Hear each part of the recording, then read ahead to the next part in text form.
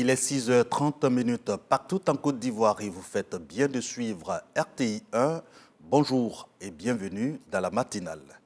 La première dame Dominique Ouattara, invitée d'honneur de la cérémonie d'hommage à l'honorable Aminata Toungara, avec la première dame, des élus, des membres du gouvernement et des présidents d'institutions au Palais de la Culture de Treichville.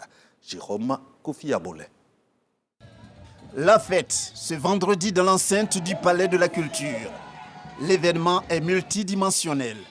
Autant il magnifie la première dame de Côte d'Ivoire, Dominique Ouattara, qui le rehausse de sa présence, autant il célèbre une femme hors pair, Ami Toungara, l'élu des populations accueillantes et honore la commune de Treichville qui l'abrite. Le conseil municipal installé il y a quelques semaines et les braves populations de notre cité s'honorent de votre présence distinguée ce jour à leur côté. Notre joie est non seulement grande d'accueillir cette cérémonie, mais surtout de compter parmi les illustres personnalités présentes. Madame la Première Dame, Madame Dominique Ouattara, présidente de l'association Children of Africa, marraine de la présente rencontre. Au nombre des témoignages envers la personnalité célébrée, on note celui de la présidente du Sénat, Kandia Camara, qui a présidé la cérémonie. Oui, Madame la Première Dame, nous ne sommes point surpris et surprises parce que nous savons les liens très forts qui vous lient à celle qui est honorée aujourd'hui et que vous honorez de par votre présence, l'honorable Ami Toungara.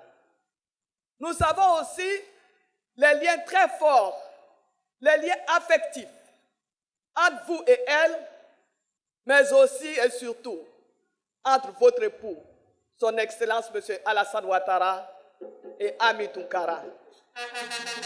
Madame la Première Dame, merci pour votre présence. Merci infiniment. C'est encore une fois l'expression de votre grande affection, votre grand soutien, le soutien qui n'a jamais fait défaut à Ami Toungara et à son époux Adama Toungara. Merci pour la grande considération que vous avez pour cette famille, pour ce couple. Pour l'honorable Aminata Toungara, vice-présidente de l'Assemblée nationale, l'hommage qui lui est rendu ne peut que susciter reconnaissance, notamment envers le président de la République, Alassane Ouattara, et son épouse, Dominique Ouattara. C'est le cœur rempli de reconnaissance que je vous adresse ces quelques mots. Je tiens tout d'abord à remercier particulièrement Monsieur le Président de la République, Son Excellence, Monsieur Alassane Ouattara, ainsi que son épouse, Madame Dominique Ouattara, ma belle-sœur bien-aimée. Votre mobilisation de ce jour me touche énormément et je vous en suis très reconnaissante. Vous avez remarqué que cette fête n'est plus une affaire de partis politiques, mais de femmes du district d'Abidjan et même la société civile. Mesdames et messieurs, à travers cette cérémonie, je réalise aujourd'hui tout le chemin parcouru ainsi que les défis que nous avons surmontés jusqu'ici, parfois au prix de sacrifices personnels. Tout au long de ce parcours, l'engagement, la fidélité et le partage ont été les valeurs qui ont guidé notre chemin et inspiré notre action. Marraine de la cérémonie, la première dame de Côte d'Ivoire est sans détour pour indiquer que Ami Toungara fait partie de ces personnalités que l'on voit comme des exemples ou des modèles. L'hommage de ce jour nous donne l'heureuse occasion de partager les témoignages et anecdotes qui illustrent nos parcours personnels avec Ami Toungara. Je dirais que Ami incarne la loyauté et le service des intéressés. Ami est bien plus qu'une élue. Elle est également une bienfaitrice au grand cœur pour les populations de Treichville, particulièrement les femmes et les enfants. Elle a toujours été un pilier et un modèle de dévouement pour les autres. Mon amitié avec l'honorable Aminata Toungara remonte à des décennies. Depuis 1990, bien avant l'accession de mon cher époux à la magistrature suprême, c'était une époque où nous partagions nos rêves pour une Côte d'Ivoire unie et solidaire. Nous avons été ensemble dans les moments les plus difficiles de notre vie. Au fil du temps, Amie est devenue bien plus qu'une amie. Elle est devenue une sœur, une compagne de route, une valeur sûre sur laquelle nous pouvons compter. Son engagement indéfectible pour la justice, l'équité et le progrès a toujours été une source d'inspiration pour nous tous. Cérémonie d'hommage à l'honorable Amie Toungara, une cérémonie qui n'en est pas moins un moment de joie partagée entre les populations qui se sont massivement déplacées au même titre que des illustres personnalités, avec à leur tête la première dame de Côte d'Ivoire, Dominique Ouattara, ce jour au Palais de la Culture à Treichville.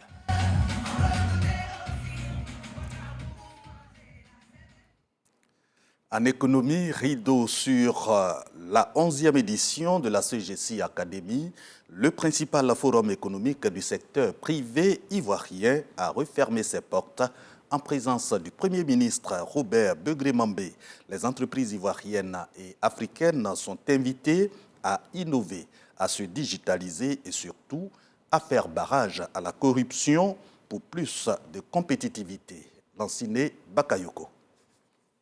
Parmi les points clés identifiés par la communauté des entrepreneurs africains présents à cette 11e édition de CGC Academy, la cartographie des secteurs porteurs, la digitalisation, le leadership féminin, l'harmonisation de la politique fiscale, la lutte contre la corruption, notamment en matière d'attribution des marchés publics. Des chantiers à ouvrir sans délai. Pour y parvenir, il nous faut réunir notamment les conditions suivantes. Un environnement des affaires et un cadre réglementaire attractif et dynamique, de la transparence dans les règles du marché, un système de formation et un capital humain de qualité, des coûts des facteurs de production raisonnables, un accompagnement des pouvoirs publics à l'accès aux marchés internationaux, des politiques robustes de local content et un cadre institutionnel adapté pour promouvoir et faire émerger les champions nationaux. Le secteur privé ivoirien, c'est 83% des emplois formels, 90% des ressources fiscales. D'où l'attention du gouvernement vis-à-vis des opérateurs économiques. Le pays dispose aujourd'hui d'un cadre plus attractif pour les investissements privés, grâce à la révision du Code des investissements, à l'adoption de plusieurs codes sectoriels incitatifs, à la mise en place du comité de pilotage des partenariats publics-privés et à l'accélération de la résolution des litiges commerciaux à travers la création du tribunal du commerce. À cela s'ajoutent les guichets spécialisés comme le foncier, le commerce extérieur et même le paiement des factures aux fournisseurs. En vue de donner davantage de vigueur à l'appui aux entreprises, le Premier ministre Robert Begré-Mambé envisage 2 actions majeures. Premièrement, la création du guichet unique du développement des PME pour l'accompagnement et le financement des PME qui représentent 98% des entreprises formelles. Deuxièmement, l'accélération du programme économique pour l'innovation et la transformation des entreprises sous une forme plus simplifiée, afin d'identifier et de sélectionner les PME, PMI ayant le plus grand potentiel de transformation et d'impact, les futures locomotives de l'économie ivoirienne. Cette volonté politique affirmée en rajoute à l'optimisme du patronat ivoirien qui annonce dans la foulée la tenue de la 12e édition de CGC Academy pour octobre 2024. Restons avec le Premier ministre Robert Begré-Mambé, mais cette fois, dans son manteau de ministre de l'économie sportive, le chef du gouvernement a tenu sa première rencontre de suivi des préparatifs de la CAN 2023. C'était hier vendredi, en fin d'après-midi, avec le COCAN, le comité d'organisation de la CAN et son président Albert François Amichia. Au menu, finances, sécurité, infrastructures, flux des déplacements, commodités sanitaires et touristiques. Nous sommes en octobre et octobre, c'est le mois de la lutte contre le cancer du sein. La coalition des entreprises de Côte d'Ivoire a mobilisé dans ce combat avec le FIRCA. À leur actif, sensibilisation des acteurs agricoles, question d'encourager les femmes surtout au dépistage précoce du cancer du sein. On retrouve Lansine Bakayoko.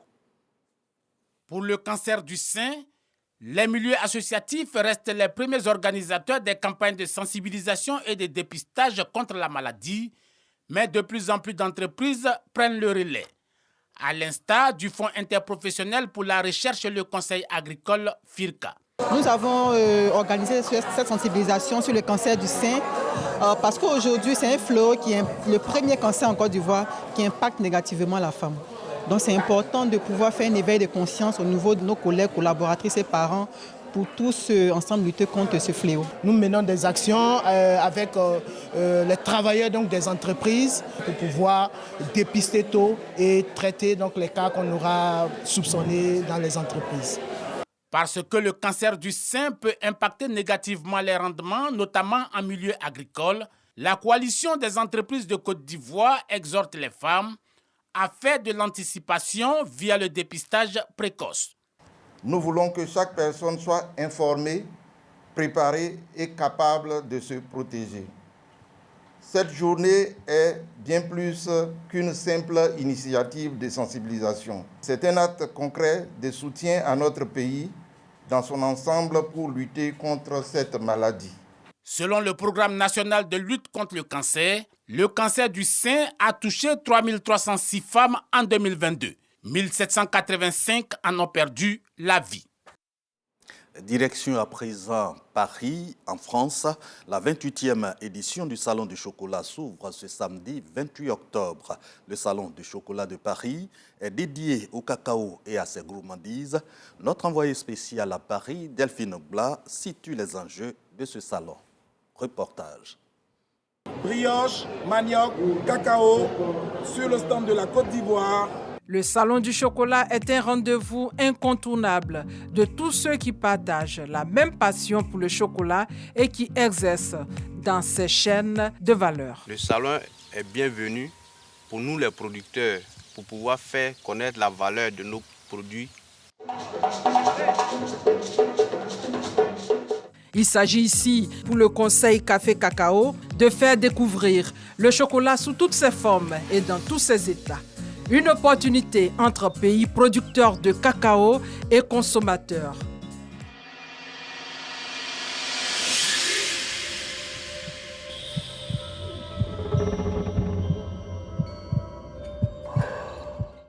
Ce samedi, 28 octobre 2023, 28e édition du Salon du chocolat à Paris.